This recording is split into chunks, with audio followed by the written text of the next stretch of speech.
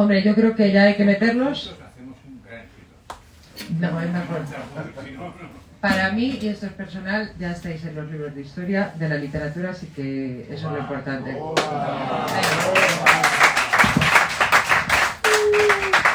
Pues nada, esto es todo. Gracias. Bueno, pues buenas tardes a todos. Y vengo pensando cómo empezar esta presentación. Y he barajado varios principios. Voy a empezar con uno de ellos. He oído en varios lugares ya, uno de ellos es su editor, no tiene mucho valor, pero no solamente tu editor, que esta es tu mejor novela. Eso lo dice de todas. Eso pienso yo también, la verdad. Que nunca le he oído hablar, nunca le he oído hablar mal de ninguno de sus publicados, ¿no? Y bueno, el juicio que he oído en varios sitios no me parece muy disparatado, la verdad. Yo creo que, claro, es que estas cosas, decirlas así, queda como un poco artificial. Pero la última novela de Rafael Reig es su mejor novela. ¡Qué casualidad! La última, la que está promocionando, es precisamente su mejor novela. Pero yo creo que sí, que lo es. Y me pasó algo raro cuando leí el manuscrito, que no me había pasado con otras. Tenemos la costumbre, desde el principio, desde los 18 años, por lo menos, de pasarnos, ya casi es un poco una superstición más que un interés verdadero en hacerlo. Nos pasamos a los manuscritos. No, jamás, jamás. Nos pasamos los manuscritos, los leemos y a continuación nos llamamos o nos escribimos y nos damos la opinión. Yo sí le hago caso a él generalmente no me hace caso a mí y a ninguno de los amigos, no soy el único amigo al que le envía el manuscrito. Y ahí está Eduardo, que lo sabe muy bien, no me dejará mentir. Lo ha corregido todo cuando... Bueno, el caso es que yo creo, yo personalmente, no sé el resto de los amigos, soy un mal lector de Reig, porque le oigo a él, a mi amigo, lo oigo en cada palabra, en cada frase.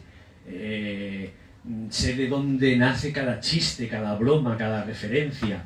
Y claro, eso no es la mejor manera de leer a un escritor, ¿no? Sería más conveniente no conocerlo y leerlo un poco virgen, pero es imposible, ¿no? Ya.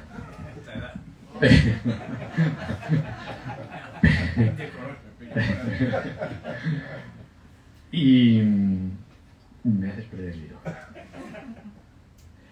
Y bueno, pues empecé a leer la novela, esta novela, y por primera vez, que es por lo que sospecho que sí, que es de tus novelas la que más me ha gustado, y no sé si la mejor, luego hablaremos de qué es la mejor novela de alguien, ¿no? No te reconocí en la voz que narraba. Por primera vez lo leía virgen yo. Virgen no. Por primera vez lo leía virgen. Oía una voz que no había oído nunca. Un señor narrándome algo y me costaba reconocer a mi amigo Rafael. Es cierto que hacía mucho tiempo que no nos veíamos. Hacía mucho tiempo que no nos hablábamos, la pandemia estaba por medio. Y esto, lejos de alegrarme, me preocupó, porque pensé, ¿y si realmente sigue hablando en esta novela Rafael Reig? Y hace tanto tiempo que no nos vemos, que pienso que es una creación literaria.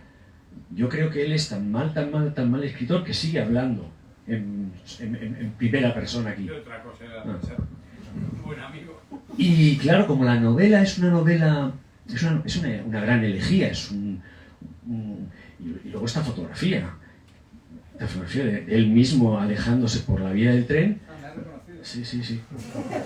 Me preocupé y le llamé para preguntarle si realmente esta elegía, este requiem por la vida, tenía algo que ver con su vida verdadera. Es decir, ¿estás bien, Rafael? ¿Te encuentras bien? Y no deja de ser chistoso que yo, que me dedico a enseñar literatura y que estoy todos los días diciéndole a mis alumnos que una cosa es el narrador y otra cosa es el autor, pues cayera en la trampa, ¿no? de este narrador y pensara que quien estaba hablando aquí era mi amigo, ¿no? ¿Es un elogio a narrar? Es un elogio de doble filo. De doble filo. ¿Eh? ¿Qué es o cómo he leído yo El río de cenizas? Bueno, esto es un cuaderno. Este libro es un cuaderno. Y me parece además importante que sea un cuaderno, por lo que luego hablaremos. El cuaderno que escribe. ¿Cuántas personas aquí han leído la novela? Lo digo para saber un poco qué cosas puedo contar y qué cosas no puedo contar. Bueno, menos de la mitad. Luego. Hazte un poco de... Es un cuaderno que escribe un septuagenario. Sí, 75, sí, ¿eh? un septuagenario. No es muy mayor para estar en una residencia, pero ha tenido un ictus y está muy disminuido. Ya, esto es lo que iba a decir.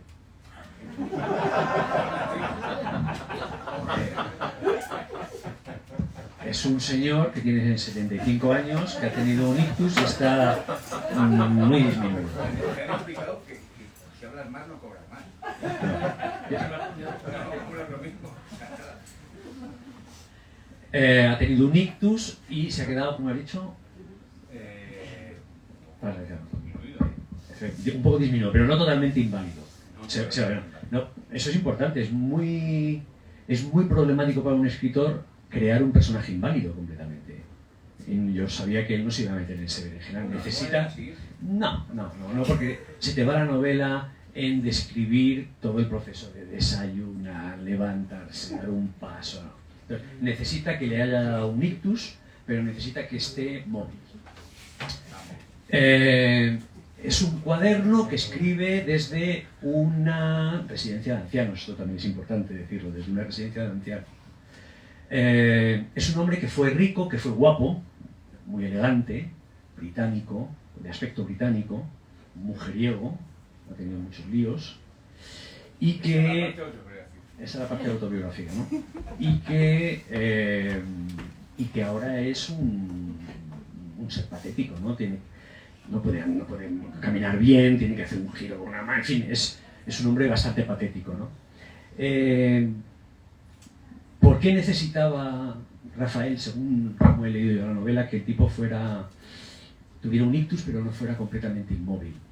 Pues porque este hombre hace durante toda la novela un viaje ideológico, o al menos así parece hasta bien entrada la segunda mitad de la novela, un viaje ideológico desde la idea de que la salvación es un problema individual, no digo la salvación en la vida eterna, sino la salvación en nuestra vida, ¿no? En nuestra vida terrenal es un problema individual que generalmente se soluciona con dinero, desde esa postura ideológica hacia la opuesta, según la cual la salvación solamente es posible todos juntos y ayudándonos los unos a los otros. Entonces, ese movimiento que es un movimiento aparente, requiere la aparición de un tema muy importante en esa novela, que es la enfermedad y la muerte. La enfermedad y la muerte como igualadores de los seres humanos. Por muy rico que seas de joven, al final te vas a morir como cualquier otro pobre, ¿no? Y la enfermedad, obviamente, pues también iguala. Sin embargo, esto no es una novela sobre es una elegía, pero no es una novela sobre la muerte, ni siquiera sobre la enfermedad, ni sobre el dolor, aunque todos estos elementos están muy presentes. La enfermedad, el dolor, la vejez. De hecho, yo diría incluso que es una novela a favor, una celebración de la vida. Bueno, en realidad, cualquier elegía es una celebración de la vida, en realidad, ¿no? Pero esta especialmente, porque el tema, aun siendo estos tres elementos importantes a lo largo de la novela, no son ni mucho menos el tema de la novela. Yo, si mandara a leer a mis estudiantes esta novela y les tuviera que pedir que hicieran un comentario de texto y que me dijeran idea principal de la novela, a quien no me dijera que el tema principal de esta novela es la paternidad, le sorprendería, porque efectivamente yo creo que el tema de este libro es la paternidad. Este hombre rico, enfermo, viejo, que fue muy guapetón y que ahora es una parodia de sí mismo, tiene un hijo de aproximadamente 40 años, él tiene 75, él tiene 40, entre 40 y 50, ¿no? Tiene. Y de lo que habla durante estas 250 páginas es exactamente de eso, de la relación de este hombre con su hijo, que aparece en 3 momentos claves de la novela. 3 comidas. Una comida al principio de la novela, una comida hacia la mitad de la novela y una comida al final de la novela. Y estas 3 comidas, estos 3 encuentros, que iba a decir que es lo mejor de la novela, pero es falso, porque esa novela contiene páginas verdaderamente brillantes, y estas 3 comidas y estas 3 conversaciones con el hijo y la relación propiamente con el hijo, siendo como es uno de los elementos más conmovedores y más potentes de la novela, no es ni mucho menos lo mejor. Estos tres momentos, estas 3 comidas de él con su hijo, dibujan un eje muy claro en toda la novela, y alrededor de este eje va fluyendo una narración con una facilidad propia de un río o de un escritor con mucho oficio, que es Reich. Pero esto no es un piropo, es realmente una cosa que cuento con admiración, porque cuando éramos jóvenes nosotros estábamos muy obsesionados con el argumento de las narraciones. Pensábamos que las narraciones tenían que levantarse sobre un argumento sólido, ¿no? Y esta es una refutación de esa idea, una refutación brillante de esa idea, porque no hay propiamente un argumento, aquí no ocurre nada. Sí, no ocurre nada. Hay un eje y hay un eje. Hay un eje y un por las 3 comidas con el hijo. Por las 3 comidas con el hijo. Y luego hay una nada que se cuenta muy bien.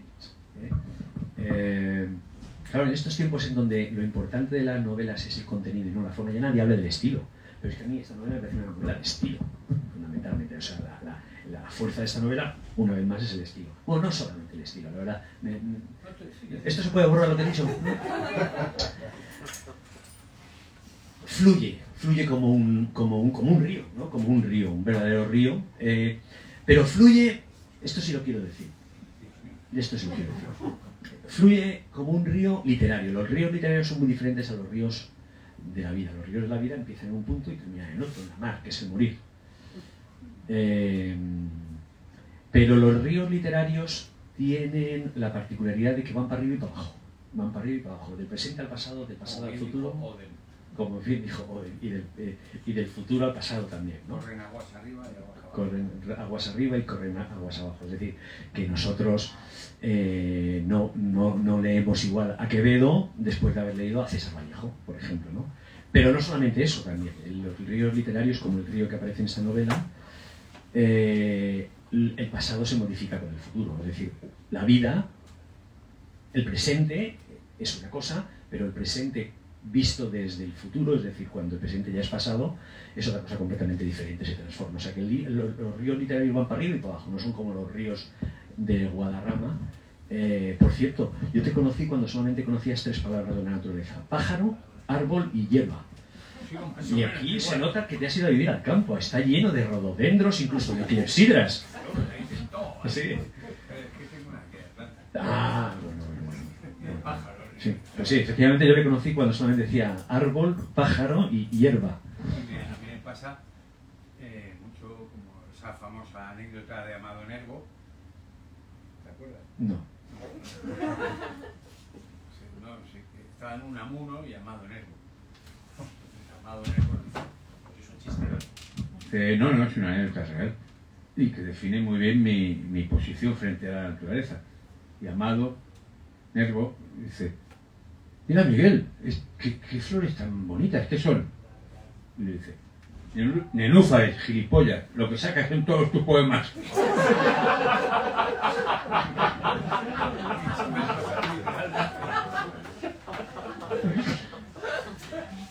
Yo iba con un amigo y digo: ¿esos arbolicos qué son?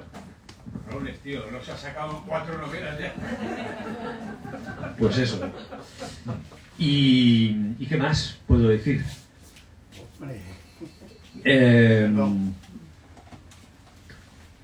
Bueno, me has hecho perder el hilo. Esta es un poco la lectura que yo he hecho del Río de Cenizas, que tiene unas... antes he dicho que lo mejor no eran las comidas con el hijo. Probablemente lo mejor de esta novela son las 3 páginas finales, para mi gusto. Eso es un requiem de una intensidad que yo no había leído en ninguna de tus novelas, de verdad. Claro, no quiero tampoco reventar la lectura, pero las 3-5 últimas páginas, que son la única parte del libro en donde se habla del futuro, ¿no? El libro es un ir y venir del presente al pasado, y aquí a mí me faltaba el futuro, claro, para que el río literario funcionara, y no veía el futuro por ninguna parte hasta que llego a esas 5 páginas. Es el futuro, ¿no? Habla del futuro, además. Entonces, la novela fluye bien porque es un continuo ir y... Pues es muy entretenida por eso, porque es un continuo ir y venir del presente al pasado, del pasado al futuro, contando su propia vida, ¿no? Y además, antes he dicho que es importante lo del cuaderno, y además la estrategia retórica del cuaderno le permite hacer un tipo de escritura miscelánea que es muy encantadora. Cuento y luego tengo una pildorita de reflexión, que es lo que mejor se le da a Rafael Arallo. Él sabe que yo pienso que él es un buen escritor, pero es un mejor ensayista, y siempre lee...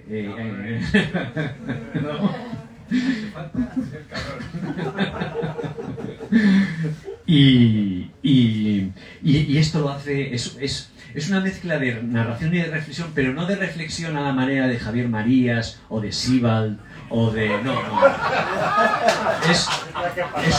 Son pildoritas, No, he dicho que no es así. Son como pildoritas casi de divulgación literaria,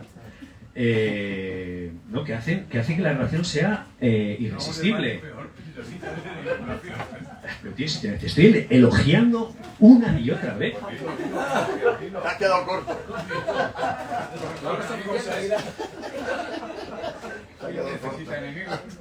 Bueno, pues llévame la contraria.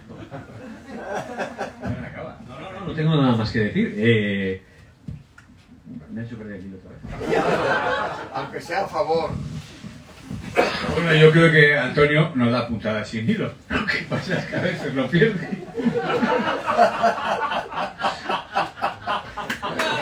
Antonio y yo, como algunos sabéis, somos amigos desde los 18 años, o 19, ¿no?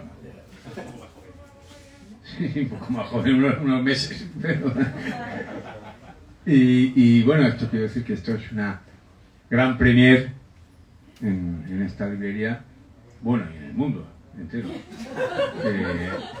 Es la primera vez en, yo qué sé, 30 años, que Antonio presenta un libro mío. Ya era hora. Bueno, es lo mismo, la primera vez que presentas un libro, Antonio, significa exactamente lo mismo. No, en 30 años que nos conocemos, de complicidad. De verdad. Y eso no ha pasado nunca en el universo. Es como el gran Circo Price. Yo sí he presentado libros suyos, pero... O sea, que no me extraña que haya estado media hora. Porque una vez que lo hace, y dentro de 30 años, otra. Yo estoy, bueno, bastante de acuerdo con lo que ha hecho Antonio, claro, ¿qué voy a decir? No sé, yo creo que sí, que la novela es elegíaca, que El río de cenizas, como todo el mundo sabe, es un título sacado de Thomas Mann. Sí, pero por todos lados. Yo he empezado a comprar referencias literarias, niños, citas veladas y tal, y al final lo he dejado. Ya, pero tú sabes perfectamente, de algún lado hay que copiar. Y bueno, yo sí creo que hay varios hilos conductores. A mí, yo voy a hablar no de lo que quería decir, porque no tengo ni idea de lo que quería decir. O sea, yo escribo para saber lo que quería decir, pero a veces no, ni siquiera escribiendo la novela entera 2 veces no lo consigo. No sé lo que quería decir, pero sí es una elegía en Deutsches Requiem o algo así. Está organizada con mucha carpintería. Antonio lo llama técnica, yo lo llamo simple carpintería. O sea, está hecha con muchas reduplicaciones, todo el mundo se va de casa con 2 maletas, las cosas suceden varias veces, etcétera, y está hecha con hilos conductores. Uno es el río, que va atravesando todos los sueños del protagonista, primero en el cauce alto, luego en el cauce medio y luego ya casi en el delta, donde se acumulan las cenizas que nos llevarán a todos, etcétera. Está la relación del padre con el hijo, sin ninguna duda. La paternidad es un tema muy poco varonil. O sea, los hombres no escriben sobre su próstata ni sobre sus hijos. Esto es una regla. Es una cosa muy rara que alguien lo haga. Los que lo hacen... Ahora están saliendo... Sí, ¿verdad? Sí, pero son cuarentones que piensan que son los primeros que han tenido un hijo en el mundo. Y que es una cosa milagrosa. Pero tronco. Que antes la gente tenía 7 sin ningún problema. No, es una cosa increíble, ¿no? Encuentran experiencias como cambiar un pañal y tal. En fin, en mi libro no pasa nada, pero, hombre, pasa algo más que cambiar pañales. No es tan ñoño como eso. Y esa es, desde luego, un eje.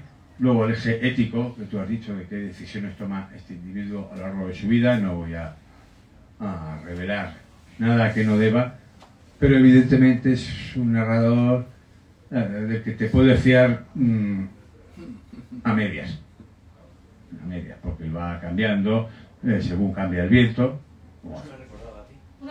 Claro, no, esa es la parte autobiográfica. Bueno, pues yo estaba pensando en ti. Me ha preguntado Antonio Catón, ¿y dónde sale el judo? Y iba a decirle, pues es el protagonista. Pero me he abstenido. Y bueno, estoy muy contento de la lectura que... Siempre, ahora mismo. Esa es la gran dicotomía. Pero todos son, como suelo decir, todos somos muchos.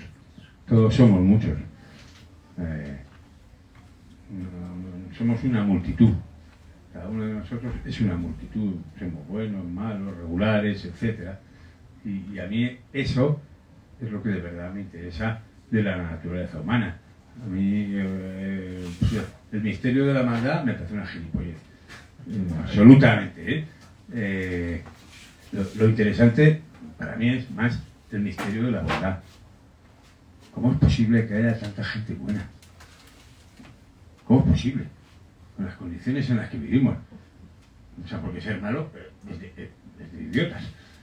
Pero ser bueno requiere un esfuerzo intelectual mucho mayor. Entonces yo investigo esas cosas, que es ser bueno, que es ser malo. Bueno, investigo. Escribo cocinas sobre eso. Como investigar.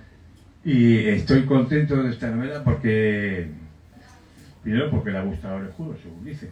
Pero puede estar mintiendo. Y luego porque me ha sacado un poco... Yo he incurrido en muchas torpezas en mi vida. Matrimonios, viajes, cosas. Pero eso le pasa a cualquiera. Pero una de las torpezas en las que he incurrido es escribir un libro confesional, contando mi vida.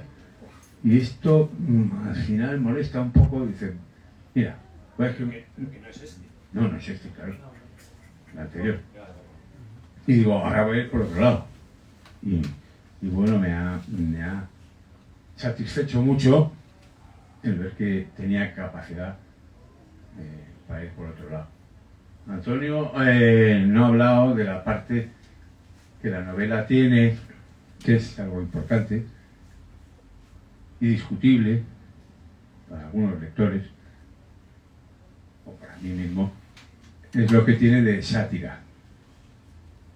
Tiene bastante sátira a la pandemia, porque no has mencionado la pandemia.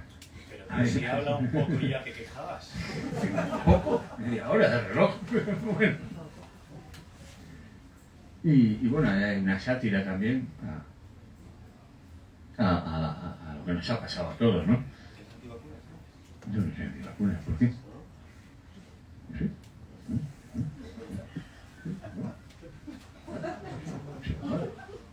Sí, se puede preguntar cualquier cosa, sí. Vale.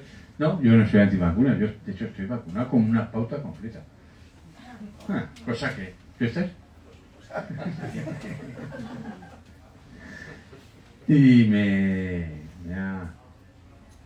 agradezco mucho la presentación que ha hecho Antonio, agradezco mucho la paciencia que habéis tenido con él.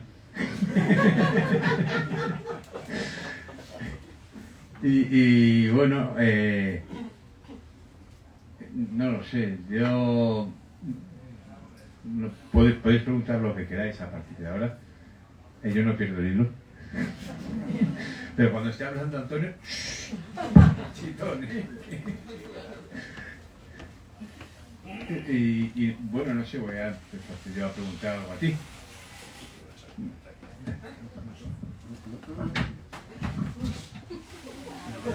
¿Queréis preguntar algo? Sí, pero no hace falta micro, ¿no? Sí, Esto porque es pequeño. estamos transmitiendo ¿Sí? sí. Vale. Bueno, buenas tardes, perdón por llegar tarde. No le echo la culpa al aparcamiento, pero ha sido así. Tenía muchas ganas de veros y estoy deseando leer la novela porque me la ha recomendado Antonio, porque con la última me quedé deshecho. La verdad es que la última fue de agupa. Yo no he leído una cosa tan fuerte en mi vida y he leído El Quijote. Fortísima. Bueno, y me enlazaba la última con la de Marilyn Monroe, porque al final haces un juego allí que me dejaba patidifuso. Con esta, que la voy a comprar ahora mismo para que me la dediques, tengo que llevar una armadura especial para empezar a leerte. Hay algo más de... porque la otra era tu vida entera. No, entera no, hasta los 35 años. Bueno, pero será... de los 35 para acá ya te conocemos, pero aquella que no conocíamos, tremenda, ¿no? Entonces, ¿cómo tenemos que afrontar esta lectura? Con miedo, con prevención, es más blanda, es más dura, sobre ti, sobre Orejudo. Avánzanos algo, alguna protección para no sufrir como con la última, porque fue tela marinera, y he leído muchas tuyas. Bueno, eso es una novela que trata básicamente del judo. Es un protagonista cobarde, poco débil, Bueno, vamos bien. interesado, Vamos bien. que tiene una moral acomodaticia, según le conviene, hace una cosa u otra, y yo creo que hay que verla con alegría, como se debe leer todo. Es verdad, hemos usado mucho la palabra requiem, elegía, novela crepuscular, etcétera, pero bueno, en el Quijote también muere gente y no pasa nada. Yo creo que todos los libros, yo siempre he sido muy partidario de la alegría y de la felicidad, y esta novela, si no proporciona un poco de felicidad y de alegría al lector, ha sido un fracaso. Entonces la compraré. Vale, bien, correcto. Me ha costado un poco convencerte. Bien, claro. Es que me quedé vacunado con la última. No, yo creo que ya he dicho, es una celebración más que... De la vida, sí, ¿no? Bien. Lo hemos dicho, sí. Y lo del narrador... A ver, así. El narrador, este narrador... No me fío que tengas la pauta completa. Este narrador es probablemente una vez ya pasado el asunto del padre y el hijo, ¿no? El tema principal. El estatus del narrador es muy interesante. No sé cuánto la cambió, yo leí el manuscrito que nos enviamos siempre y luego esta versión ya impresa, no sé cuánto hay de cambio, pero sí recuerdo que en la primera lectura, y en parte de esta primera lectura, lo leía un poco disgustado e incómodo, porque este narrador me daba lecciones, y es una cosa que detesto, ¿no? Me daba lecciones. Como buen profesor. Me daba... Como buen profesor detesta. Detesta lecciones. Lecciones morales, ¿no? Él estaba por encima de mí, me estaba diciendo que él había descubierto, ahora que era viejo y enfermo y ridículo, que la salvación no era un problema individual sino colectivo, y me estaba afeando que yo no pensara como él, durante toda la novela, ¿no?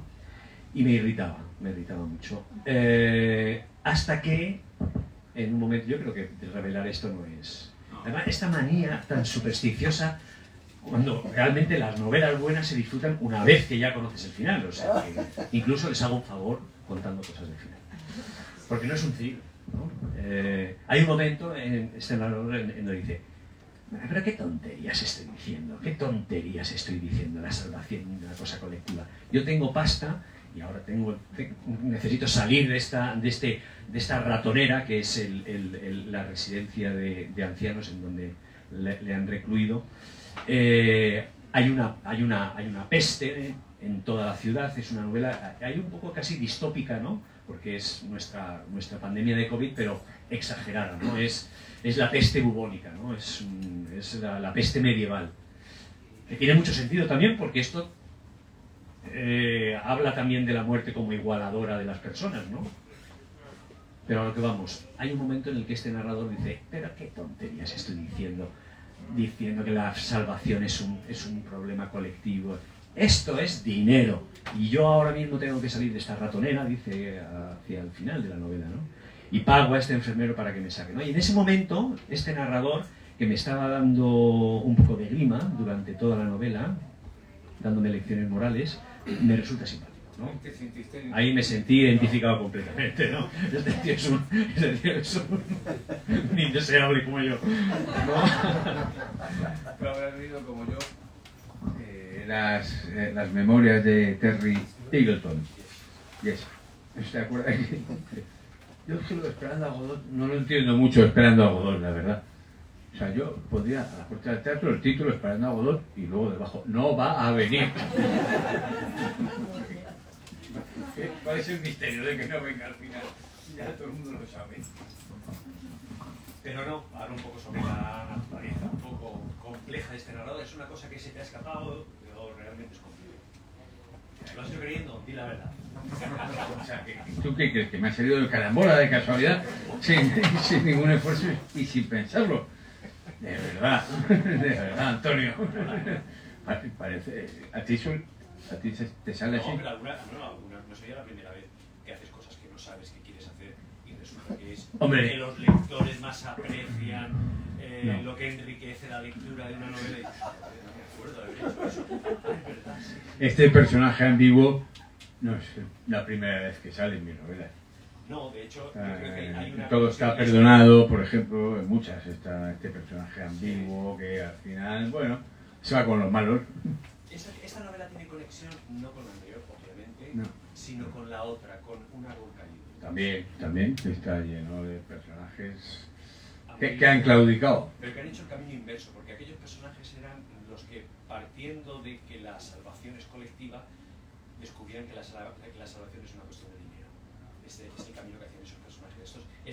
Empieza a hacer el camino inverso hasta que me cae simpático a mí, que es cuando dice, nada, qué tonterías estoy diciendo, ¿no? Bueno, no te cae simpático, te lo identificas. Que me identifico.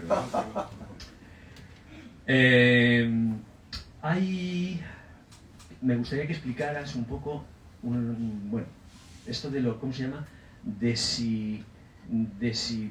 Disipativos, los elementos disipativos, eso, los elementos disipativos. Este personaje, ya digo, uno de los encantos de esta narración es que cuenta cómo fue su pasado, cuenta con la mujer con la que estuvo, tal vez es una ida al pasado, el presente, con sus compañeros ancianos en la residencia, y de vez en cuando este ir y venir se interrumpe porque lee libros, ¿no? Estoy leyendo, ¿qué lee? Lee a Santa Teresa, lee a Catilina, y cuenta, ¿no?, pildoritas de un género que en España tiene muy mala prensa, pero que a mí me parece delicioso y que él lo hace muy bien, que es la divulgación literaria, pero que no tiene ninguna ironía ni nada, o sea, es verdadera admiración, cómo cuentas en media página el de Sublime, de Longino, ¿no? Me parece admirable, o sea, admirable. Y esto hace que la narración sea irresistible muchas veces, ¿no? Y una de las cosas que habla, el narrador compra libros de segunda mano al azar, ¿no? Va al pueblo y compra un libro de Longino, de Sublime, y lo cuenta un poco pues con una grafia que sabe hacerlo muy bien, ¿no? Y hay un momento en el que lee un libro de física que se llama La invención del tiempo, puede ser, El nacimiento del tiempo, de Ilya Berborkovich o no sé qué, ¿no? Eso.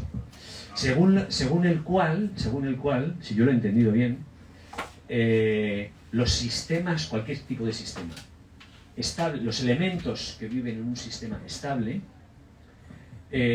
solamente miran a corto plazo, miran al elemento que tienen al lado. Las moléculas, por ejemplo, en un sistema, en un tejido, en un sistema estable, solamente tienen relación con la molécula que está al lado. Pero cuando este sistema se hace inestable, disipativo, es la palabra que utilizan, o disipativo.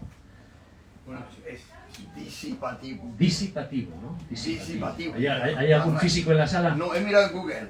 Ah, vale.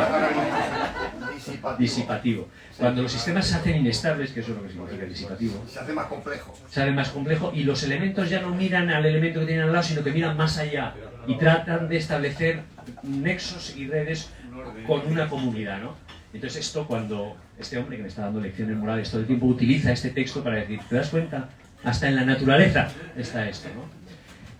Y yo lo leía y decía, pero esto esto yo lo veo un poco contradictorio, ¿no? Con lo que realmente pasa, porque en realidad los poderes económicos siempre intentan que las cosas sean inestables, porque la estabilidad en realidad y el bienestar es peligrosa. La gente, cuando no tiene que preocuparse por el trabajo, ni por pagar la hipoteca, ni por ningún problema de esto, cuando tiene verdadera estabilidad, empieza a pensar. Y a lo mejor incluso se dan cuenta de cosas que no tendrían que darse cuenta. Entonces yo creo que se fomenta siempre una cierta inestabilidad de los sistemas, que contradice un poco la idea, la traducción de ese fenómeno termodinámico a la moral política. No sé. Bueno.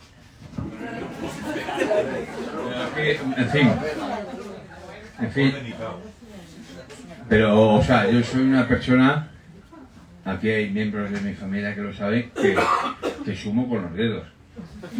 Que mi formación en termodinámica absolutamente nula.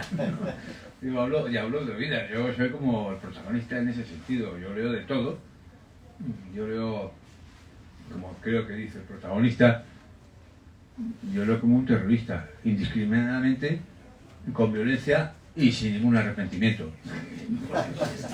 Si es como yo leo. Háblame de otra cosa que también me interesa. No, te puedo hablar de eso, ¿eh?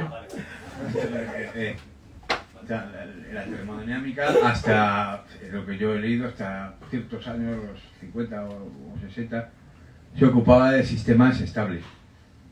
Pero cuando este hombre y otros empezaron a estudiar qué pasaba si el sistema no estaba en estabilidad, descubrieron que era muy diferente. Y descubrieron que ahí el sistema necesitaba que algunas moléculas del sistema se hicieran cargo de intentar recuperar la estabilidad. Esa es mi idea simple que he recogido de eso. Esta se llama los disipativos. En términos políticos, como tú dices, hombre, yo creo que las crisis periódicas son necesarias para el capitalismo, absolutamente, y forman parte de nuestro sistema. También creo que yo no veo la contradicción. Cuando el sistema está en estabilidad, a lo mejor hay menos, no falta esos elementos disipativos.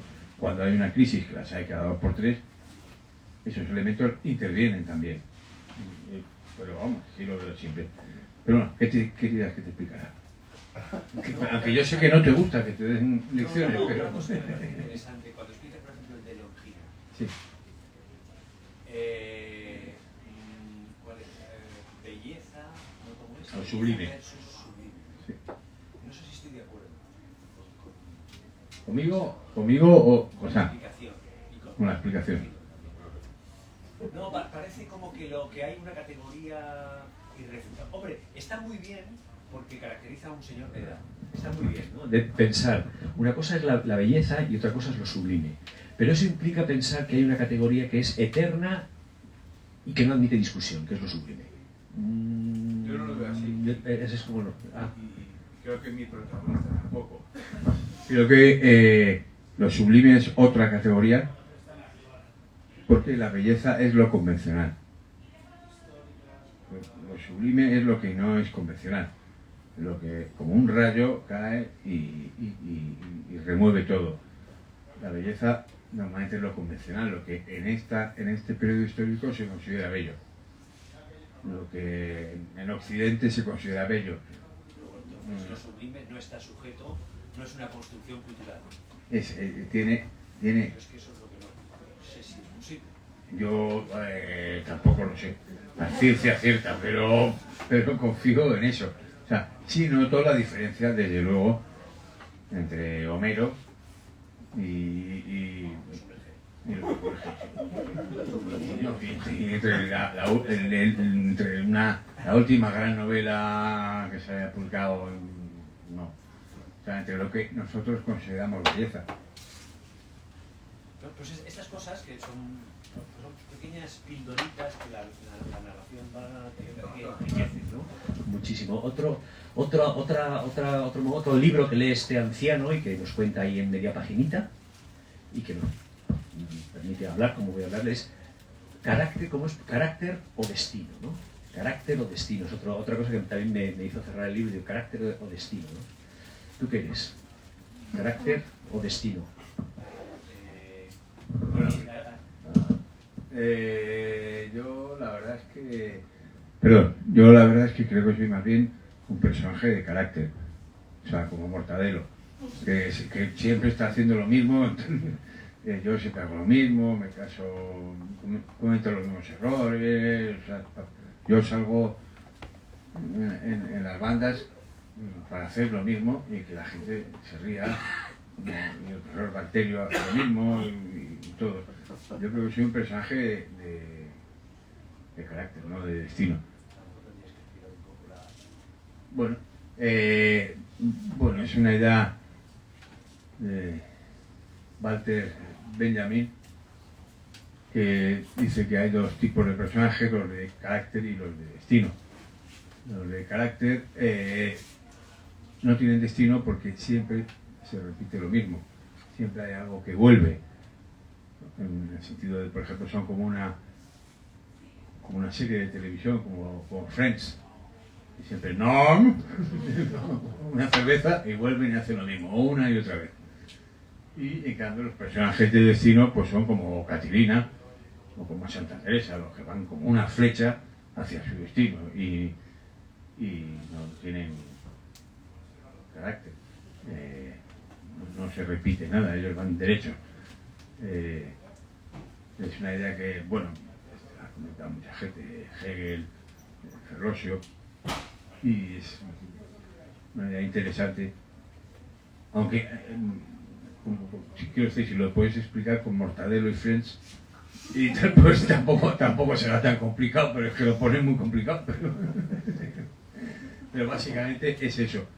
Entonces yo mi personaje lee eso y le interesa mucho por sí mismo, claro, porque él quiere saber si es personaje de carácter o de destino, y bueno, por eso al principio presenta a dos personajes de destino y luego a él mismo que en realidad siempre ha pasado más o menos lo mismo, siempre lo ha arreglado todo con dinero, siempre ha hecho tal y no tiene... En realidad es un pícaro, o sea, es bueno, Sí, las tiene muchísimas referencias literarias que hay en esa novela, cuidado por el título, una de las muchísimas es que la vida de este tío es la vida de un pícaro. Sí. Desde el principio, además, opta como Lazarillo por arrimarse a los buenos. Lo dice, o si no, esa frase no es muy parecida. Sí, y habla de la Celestina, y habla de, o sea, es un pícaro. Pero yo creo que es un pícaro más parecido al estafador Felix Krull. Ese tipo de pícaro, ¿no? Un pícaro más germánico, más europeo, no tan meridional. Y sí, es un pícaro, pero que, bueno, eso, ¿quién no es un pícaro? Levante la mano, ¿quién no sea un pícaro? No veo ninguna mano levantada. Todos somos pícaros, ¿no? Todos tenemos andanzas, adversidades, luchamos y vamos cambiando, no de amo, pero pues de empresa a lo mejor. De destino. De destino. Un destino en correos. Por ejemplo. A mi hijo lo han destinado en la Renfe. Un destino es un empleo. Pues enhorabuena. Un aplauso para el hijo. ¿Tenéis alguna pregunta o vamos a tomar las cañas? Sí, es una hora ya, se cumple ahora, no sé si hay... No, pero si hay alguien... No os olvidéis. Y ahora, si me dejo cosas en el tintero, se montó mucho. Es un tío despreciable.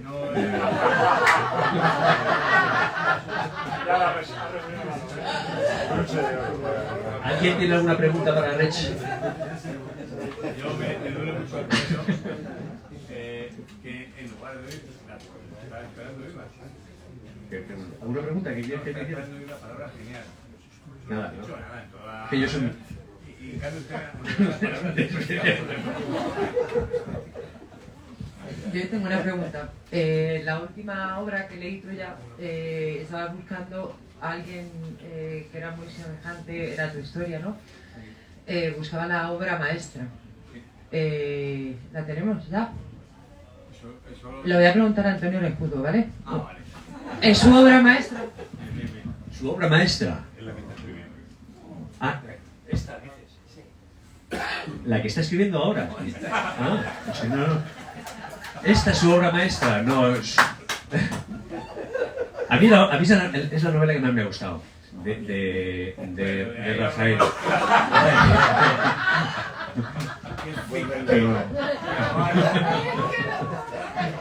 Pero tío, tú no sabes que si yo digo eso va a ser muy sospechoso. No, tengo que hacerme así.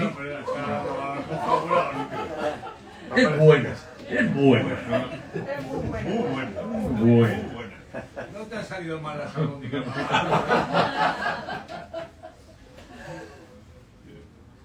Lo que le van a decir mucho a Rech cuando salgan reseñas es que es su novela más auténtica, que es una cosa muy apestosa, ¿no?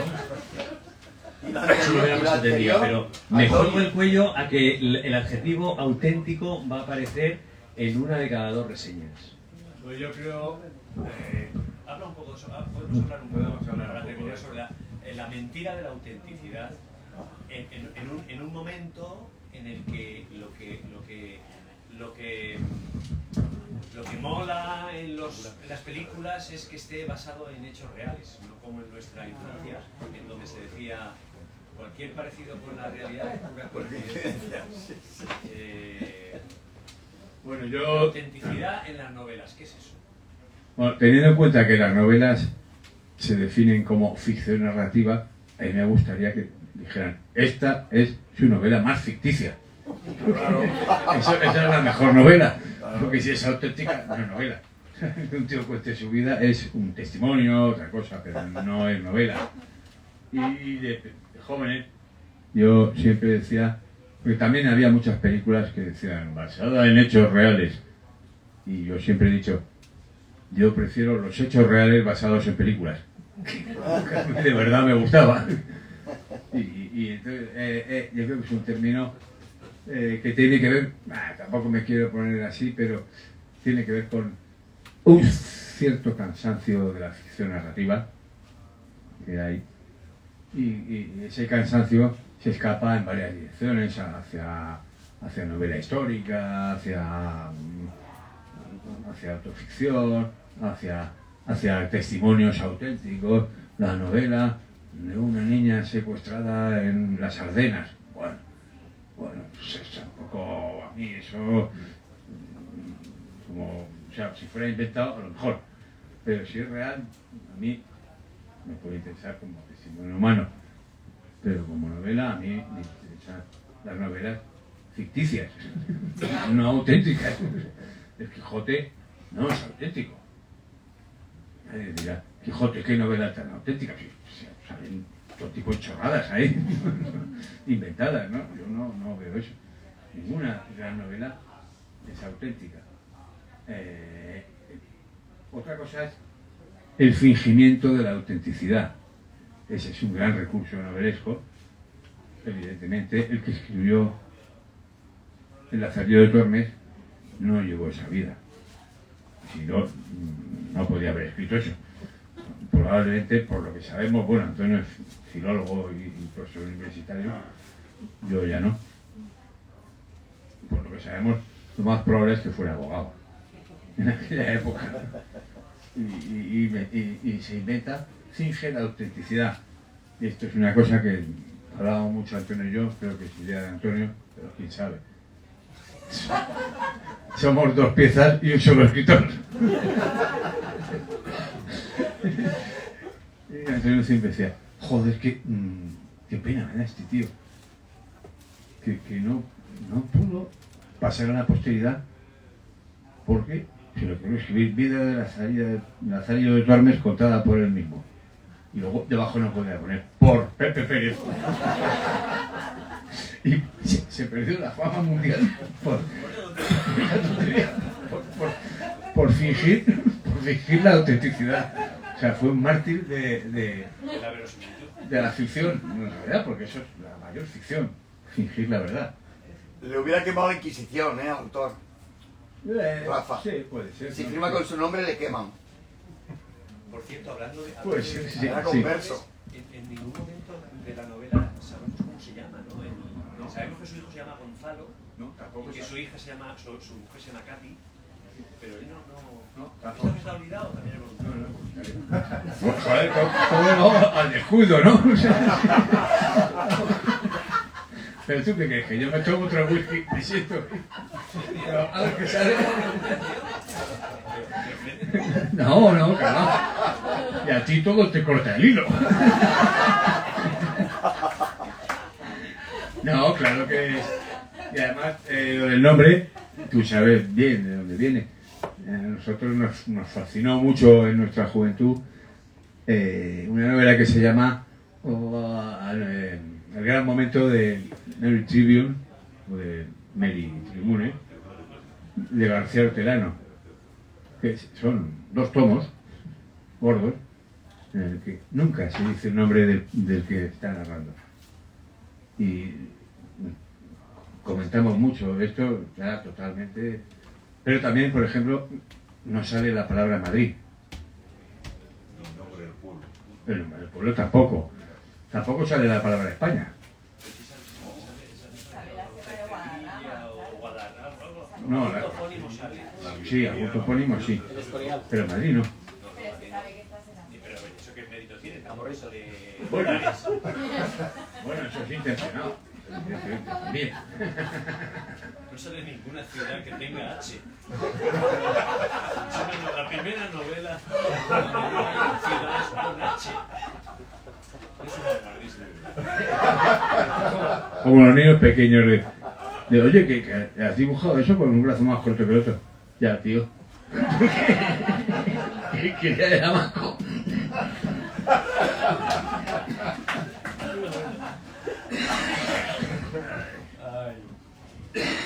Bueno, qué buen rato hemos pasado. Mucho gusto, encantado de variar para ustedes. Sí. Esto es todo, amigos. Bueno, Muy bien.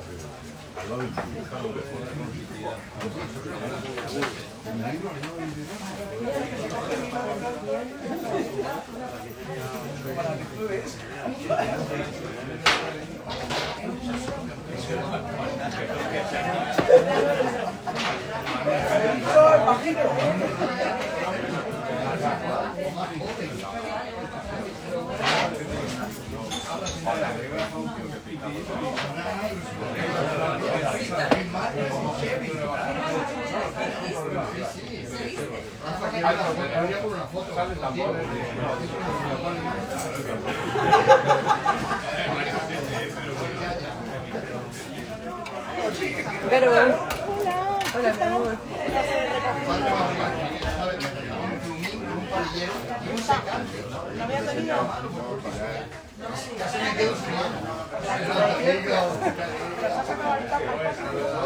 No, estaba ya cerrado el patio. Estoy aquí.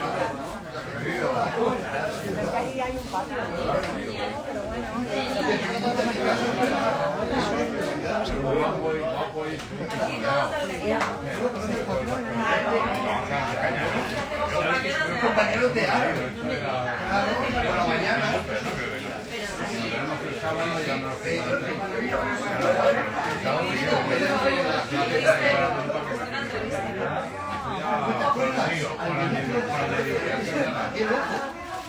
Era en directo, ¿sabes?